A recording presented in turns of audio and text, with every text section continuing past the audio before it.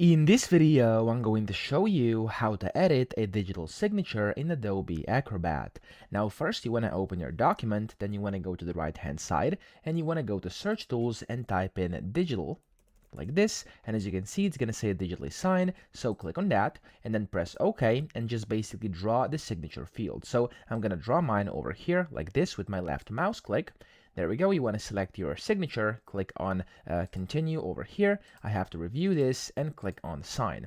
Now, whenever you do this, you of course want to save it again. So I'm just going to name this one like that, save, and okay, here I have the signed document. Now, if you actually want to edit this digital signature now, you can click on it over here and you can go to signature properties. And then in here, you can go to advanced properties and kind of see the things. However, this will not edit anything. So if you actually want to do this, you'll have to remove it and add a new one. So to do that, you want to open the signature panel up top over here, and on the left here you can see there's like a bunch of different options. You want to right click on it, and then from here you want to click on where it says clear signature.